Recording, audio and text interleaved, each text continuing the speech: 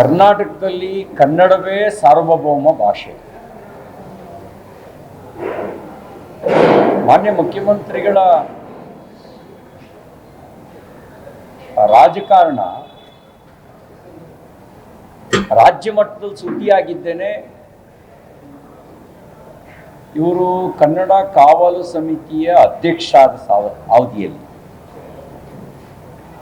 ಕಾವಲು ಸಮಿತಿನ ಗಡಿ ಕನ್ನಡ ಕಾವಲು ಸಮಿತಿ ಅಧ್ಯಕ್ಷರಾಗಿದ್ದ ಅವಧಿಯಲ್ಲಿ ನನಗೆ ಆಶ್ಚರ್ಯ ಮತ್ತು ಆಘಾತ ಎರಡೂ ಆಯಿತು. ಕರ್ನಾಟಕದಲ್ಲಿ ಉರ್ದು ಭಾಷೆಯನ್ನು ಪ್ರಮೋಟ್ ಮಾಡೋದಕ್ಕೆ 100 ಕೋಟಿ, ಕನ್ನಡಕ್ಕೆ 32 ಕೋಟಿ, ಕೊಡವ, ಕೊಂಕಣಿ, ತುಳು ಈ ಎಲ್ಲ ಭಾಷೆಗಳಿಗೆ 45 ಲಕ್ಷ.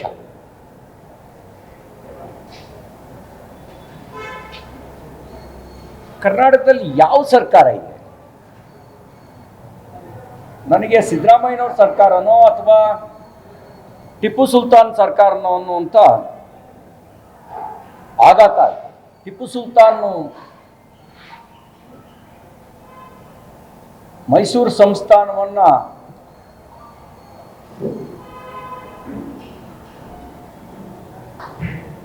ತನ್ನ ಹತೋಟಿಯಲ್ಲಿ ಇಟ್ಕೊಂಡಿದ್ದಾಗ ಕನ್ನಡ ಆಡಳಿತ ಭಾಷೆ ಬದಲಿಗೆ ಪಾರ್ಸಿ ಭಾಷೆಯನ್ನು ಆಡಳಿತ ಭಾಷೆಯಾಗಿ ಹೇರಿದ್ದ.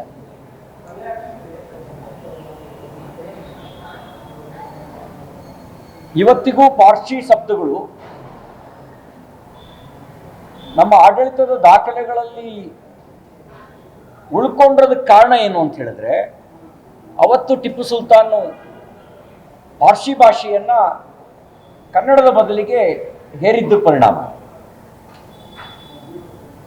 ಇವರಿಗೆ ಮೇಲೇನಾದ್ರು ಟಿಪ್ಪುವಿನ ಪರಕಾಯ ಪ್ರವೇಶ ಆಗಿದೆಯಾ? ಟಿಪ್ಪುವಿನ ಭೂತ ಪರಕಾಯ ಪ್ರವೇಶ ಆಗಿ ಇವ್ರ ಮೂಲಕನೇ ಕನ್ನಡವನ್ನ 2ನೇ ದರ್ಜೆಗೆ 3ನೇ ದರ್ಜೆಗೆ ಇಳಿಸುವಂತ ಮತ್ತು ಕನ್ನಡದ ಸಹೋದರ ಭಾಷೆಗಳನ್ನೆಲ್ಲ ಮುಗಿಸುವಂತ ಯೋಜನೆಯನ್ನು ಹಾಕೊಂಡಿದ್ದಾರೆ ಅನ್ನೋ ಅನುಮಾನ ಬಂತು. ಇದು ನಾಚಿಕೆಗೇಡಿನ ಸಂಗತಿ. ಒಂದ್ ಕಡೆ ಕನ್ನಡ ಶಾಲೆಗಳನ್ನ, ಸರ್ಕಾರಿ ಕನ್ನಡ ಶಾಲೆಗಳನ್ನು ಮುಚ್ತಾ ಇದ್ದೀವಿ. ಆ ಸರ್ಕಾರಿ ಕನ್ನಡ ಶಾಲೆಗಳ ಬದಲಿಗೆ ನಾವು ಇಂಗ್ಲಿಷ್ ಮಾಧ್ಯಮ ಶಾಲೆಗಳನ್ನು ತೆರಿತಾ ಇದ್ದೀವಿ. ಇನ್ನೊಂದು ಕಡೆ ಕನ್ನಡದ ಭಾಷಾ ಬೆಳವಣಿಗೆಗೆ 32 ಕೋಟಿ ಕೊಟ್ಟು ಉರ್ದುಗೆ 100 ಕೋಟಿ ಕೊಡ್ತೀವಿ ಅಂದರೆ ಇದು ಕ್ಷಮಿಸಲಾರದಂಥ ಅಪರಾಧ,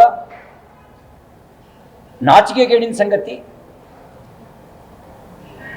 ತಕ್ಷಣ ನಿಮ್ಮ ನಿರ್ಧಾರ ವಾಪಸ್ ತೆಗೆದುಕೊಳ್ಬೇಕು ಅಂತ ಆಗ್ರಹಿಸ್ತೇನೆ. ಮತ್ತು ಈ ಥರ ಅಪಮಾನ ಮಾಡಬೇಡಿ, ನೀವು ಕನ್ನಡ ಭಾಷೆಗೆ ಅಪಮಾನ ಮಾಡಬೇಡಿ.